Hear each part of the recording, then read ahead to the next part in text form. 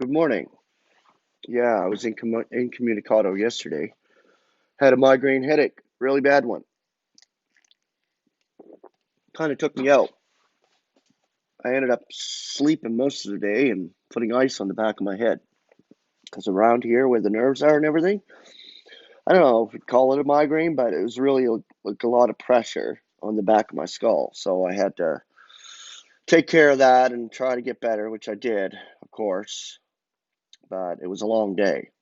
My wife got sent home from her work at Costco because they have a whole list of Rona symptoms. So they sent her home to get a test.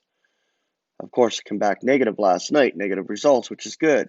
But I knew she didn't have it. But she was all a little bit frustrated about that. And of course, she would be because she knew she didn't have the stupid Rona virus. But yeah, so she's off. She was off yesterday and today.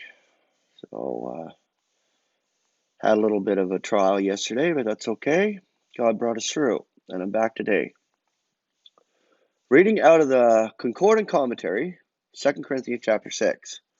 We'll continue on. Paul is not misquoting from memory, as is usually supposed. He makes inspired alterations to suit the occasion. What a tender yet cutting rebuke to the Corinthians, the idea that Paul had injured any of them. They owed all their blessings in Christ to him. They indeed had injured him by their ungrateful conduct, whom indeed had he corrupted. He had led them out of the corruption of heathendom into the holiness which is in Christ. Had he overreached any of them? He did not even charge them with his bare subsistence, when he might have claimed all they had. They owed their very selves to him, but their ungratefulness did not alienate his affections from them.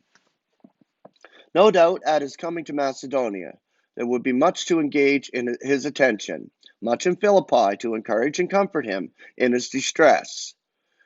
Yet nothing set his heart at rest until he had tidings from Corinth.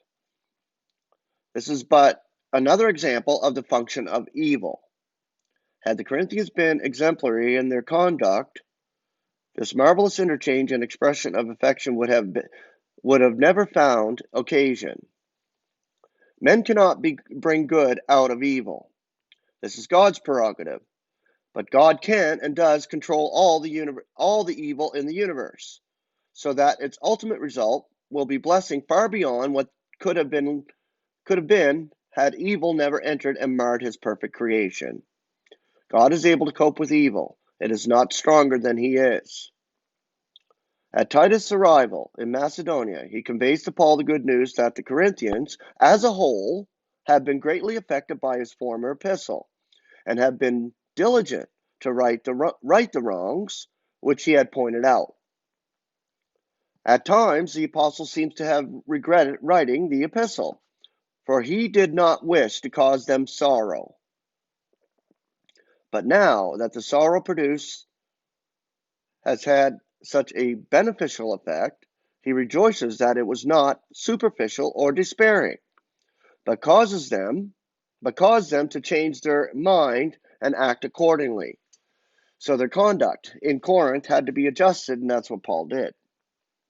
Above all, it proved that the gross sins into which some of them had fallen were not widespread. It did not have the countenance of the ecclesia, for they resented it and defended themselves. They made it clear that as an ecclesia, they were pure in this matter. The majority laid aside their party afflictions and united to purge the ecclesia of its defilement.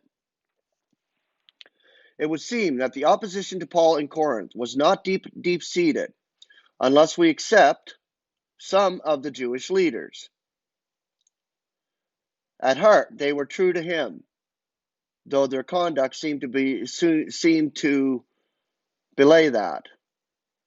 So Paul brings home to them, for more than one reason, the gross sin which was committed among them. And that was that one guy who had sex with his father's wife. That was the gross sin. Indeed, he might have made it an individual matter and could have written to the offender personally, but he chose rather to involve the ecclesia, that they might realize the true heart allegiance which they gave him, notwithstanding their schisms and divisions. Great calamities and persecutions of the saints have much the same effect still. Pretty petty differences and party spirit disappear when some common danger recalls the saints to their allegiance in Christ. Titus seems to have been much concerned about the Corinthians, lest they should prove refractory and his visit to them lead to dissension and disobedience. Paul was the more concerned to know of his reception on this account, and because he had sought to soothe his fears and had boasted of the outcome of his endeavors. Titus might have been much pleased to find his fears unfounded, but not nearly so much as Paul, who would have been disgraced from boasting without cause, and for sending Titus to them in spite of his apprehensions.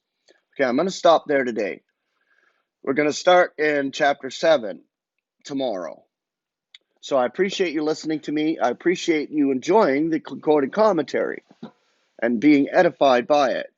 That's the only reason I bring it. And this is why I read on my shows, is to give you edification. I'm reading mostly concordant material on purpose because Enoch expounded and gave it out so truthfully, and that's what I like to share. So yesterday's over, today's begun, and I thank God that you're here. Grace and peace, and we will see you tomorrow.